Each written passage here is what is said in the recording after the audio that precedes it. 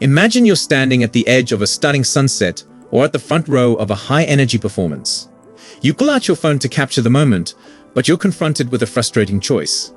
Do you take a quick 12 megapixels image that lacks clarity, or do you switch to a gigantic 200 megapixels option that captures every pixel but leaves you waiting through a long shutter speed while the moment passes you by?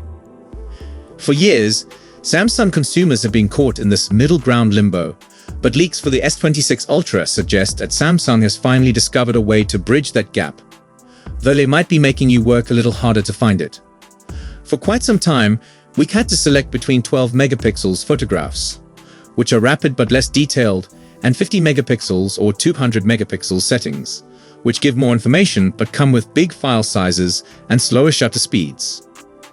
Often reliable leaker Ice Universe posted on X that the S26 Ultra, and potentially its smaller siblings, will allow high-resolution 24 megapixels photographs.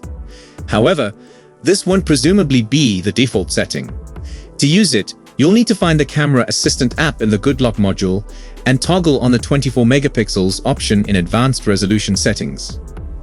The source claims this feature avoids the processing issues we've encountered in Samsung's Expert RAW program. According to Ice Universe, the new 24 megapixels option gets away of the severe sharpening and purple fringing that commonly damage Samsung's high-res photographs. After you set it up, the 24 megapixels option should show up in your main camera interface for both photo and portrait modes. Keep in mind there's no shutter latency, so you can keep shooting images, as per the source. But the phone needs roughly 3 seconds to process each 24 megapixels image in the background. According to the leaker, this is a modest trade-off for what they call clearly better visual quality. Nevertheless, the leaker thinks this camera feature could not be available on earlier Galaxy handsets. Performance gets a jump. Two cameras aren't the only thing leaking. The alleged S26 Ultra benchmark data given by the same source in a separate X post implying a considerable performance enhancements, possibly connected to Qualcomm's next-gen Snapdragon processor. While Samsung sometimes distributes its inventory between Snapdragon and Exynos CPUs, depending on the area, the leaked numbers show the Snapdragon variant still beating its Exynos equivalent. If you want the smoothest experience processing those new high-res photographs, the Snapdragon model looks like the one to beat. The full formal reveal is expected in February 2026.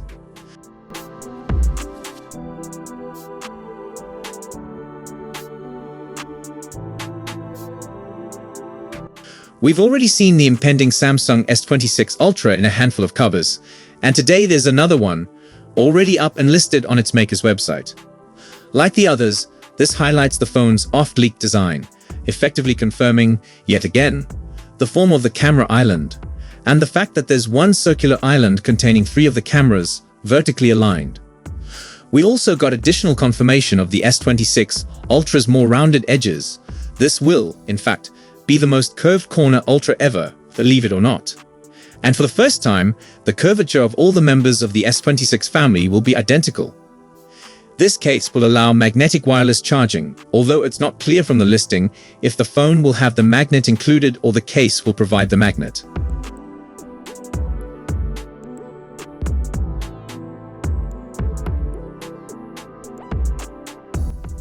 The S26 series is slated to appear in late February 2026. Ahead of the actual announcement, various leaks and rumors have appeared. The series is scheduled to launch 3 models: the regular S26, the S26 Plus, and the S26 Ultra. A new Geekbench listing uncovered by tipster Ice Universe on X exposes the preliminary benchmark scores of the S26 Ultra. The entry is for the US model of the S26 Ultra with model number SMS948U. It comes with 12 gigs of RAM and runs on the Android 16 operating system. The phone utilizes an underclocked version of the Snapdragon 8 Elite Gen 5 processor with 6 cores, clocked at 3.63 GHz and 2 cores at 4.19 GHz. The listing indicates a single core score of 3,466 and a multi-core score of 11,035. According to the tipster, the processor was running below its maximum potential throughout testing. With the huge cores functioning at only 4.19 GHz, instead of the maximum 4.74 GHz. The tipster forecasts that the single-core score might reach roughly 3,920 points while running at top frequency. Nevertheless, even when underclocked, the S26 Ultra beats the S25 Ultra, which scored 3,200 in single-core and 10,020 in multi-core in our testing. According to reports, the S26 Ultra is rumored to employ the Exynos 2600 processor in select areas. However, most territories are still likely to get the Snapdragon 8 Elite Gen 5. Apart from the processor, the S26 Ultra is expected to have a new camera module design. Moreover, the charging speed is believed to improve to 60 watt, up from 45 watt on its predecessor. Some generative AI features, like Camera Assistant, are also rumored. These are believed to improve the photo-taking experience and videography on the phone. The phone is also rumored to provide a minor boost in battery size, but with a slightly thinner design than its predecessor, the S25 Ultra. Samsung has showed a good degree of indecisiveness with the S26 series in 2025, moving into the new year. Among the many of the calls the corporation made was to replace the Plus variety in the lineup with a thinner Edge model. However, the business switched course not long later, ultimately electing to preserve the Plus version. This meant Samsung was unable to make any substantial hardware advancements to the Galaxy S26 Plus.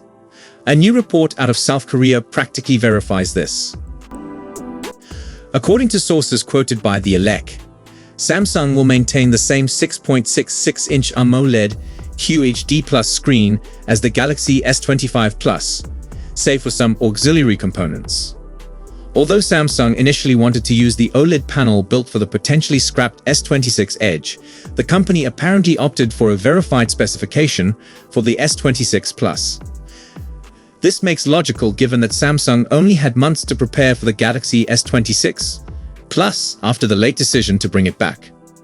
The Elec's report also says that the S26 Ultra has already gone into production as of December, with the S26 and the S26 Plus set to follow suit this month. It's no surprise that Samsung is betting heavily on the S26 Ultra's performance this year, although reports suggest the changes on board won't be huge. Still, we anticipate to see at least a few inclusions to warrant upgrading to the new flagship, notably in the software department. So if you enjoyed this video, please don't forget to give it a thumbs up and subscribe to our channel for more exciting tech news and updates. Thanks for watching, and we'll see you in the next one.